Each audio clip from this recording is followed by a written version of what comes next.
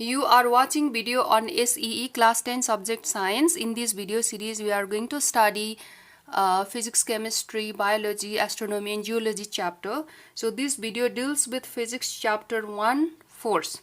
Now the force in our day-to-day life. How do we understand force? Supposing there is a body and you push this body up to this point. Yes, so the something from outside which causes this body to move from this point to this point is called force, right? Similarly, there is a body and you pull it up to this point, okay, an agent from outside or something from outside which causes this body to move from this point to this point is called force. So force means push or pull in our day-to-day life in the simplest language. So we know the fact that there is sun at the center of solar system and planets revolve around the sun. There is a force between sun and the planet. There is force between among all heavenly bodies. Okay, so heavenly bodies are in their positions because of force among them. So this is one thing. And another thing what we have noticed in nature is fruits fall down when they get ripe in the trees. Okay, so after they become matured they all fall down, and we have noticed rivers always flow downward. Okay, water flows downward. Okay, so if you throw a stone upward, for some time it moves upward, but after reaching certain height it also starts falling downward. So we have noticed that all objects fall down. So these are the natural things happening around us. So Sir Isaac Newton tried to find out such natural phenomena. He tried to understand why do these things fall down towards the surface of the earth and why there is force between heavenly bodies. So these things were studied by Newton in 1687 AD. So he tried to find out why such things happen in nature.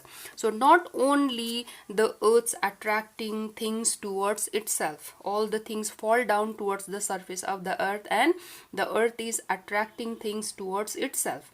It is not the only thing. What Newton noticed was there is a force between the bodies on the surface of the earth. Okay, there is a force between all bodies here on the surface of the earth. Supposing there are two people, there is a force between them. Okay, supposing there is a person and the house, there is force between these two.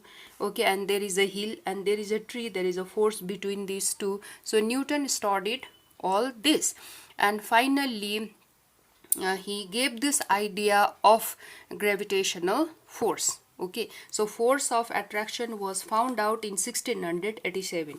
Force of attraction or gravitation, it is also called gravitational force, was found out in 1687 by Sir Isaac Newton. He was born in 1643 AD and he was English mathematician and physicist. Okay, so he found out the earth's surface attract things towards itself.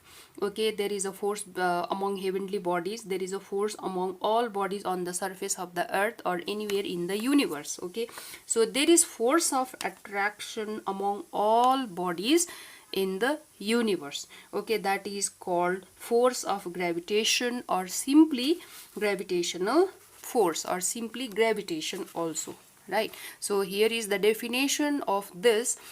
Force of attraction between any two bodies in the universe is called gravitational force or gravitation. Force of attraction between any two bodies in the universe is called gravitational force or gravitation. That means there is a force between you and your study table. There is a force between you and books lying on the table. Okay, there is a force among all bodies in the universe. Right, now Newton gave this law after studying all these natural phenomena. He came to a conclusion and he made the law. He gave us this law, which is also called Newton's universal law of gravitation. Newton's universal law of gravitation, 1687 AD. It was propounded in 1687 AD. Now the statement of this law is how it is stated. Now see, every object in the universe attracts other object with a force called gravitation, which is directly proportional to the product of their masses and inversely proportional to the square of the distance between their centers. So this means if the mass of the body is more, the force between them is greater, okay, powerful, and if distance between two bodies is more, then the force is small, or distance between them is less, then force is stronger. Okay, so the force is directly proportional to the product of the masses and inversely proportional to the square of the distance between their centers. So this law of gravitation is called universal law because it holds true for all bodies in the universe, as small as microscopic bodies to as large as celestial bodies. Celestial bodies means heavenly bodies. So this is true for all bodies in the universe, as small as subatomic particles, as big as celestial bodies. Okay, so this is true for all bodies in the universe, okay, for everything around us, the one which has mass. Okay, so a direction of the force. What is the direction of this gravitational force? In which direction gravitational force acts?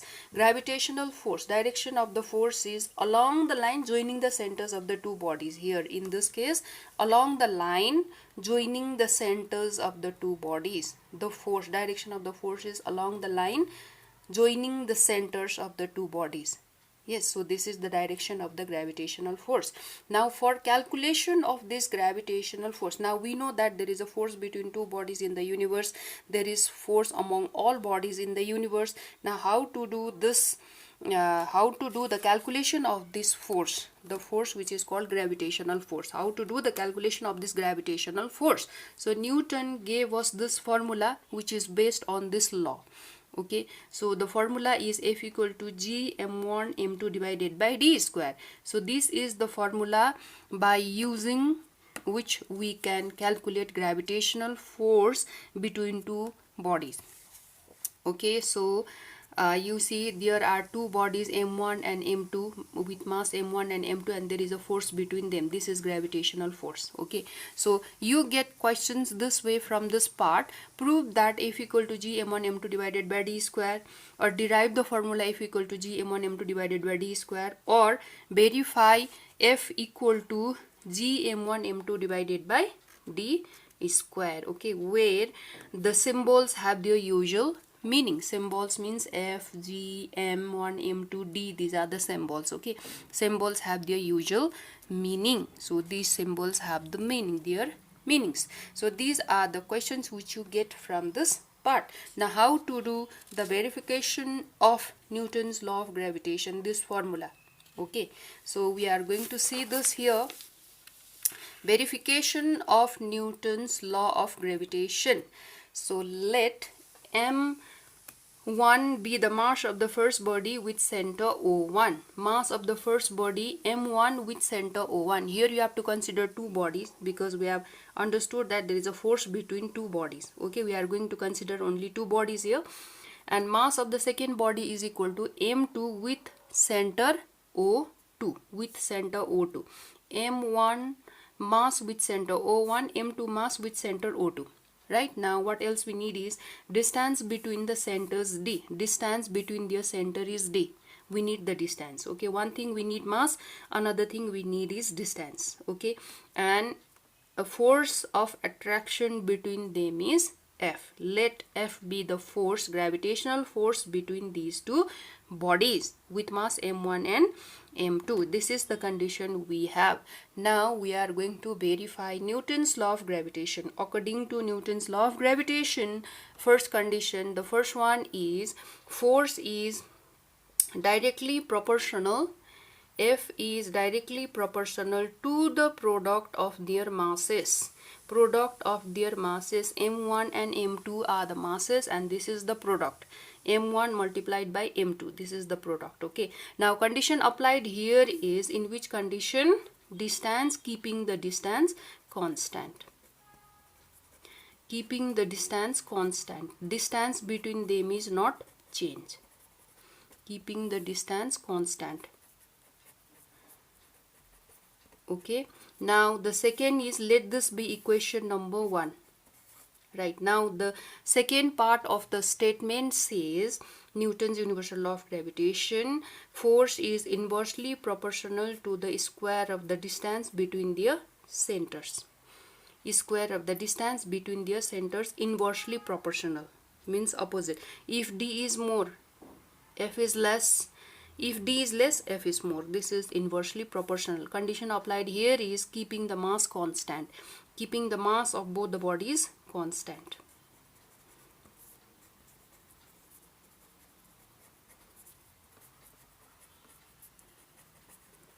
Okay, now let this be equation number 2. Now by combining equation 1 and 2, by combining equations 1 and 2, what do we get is, by combining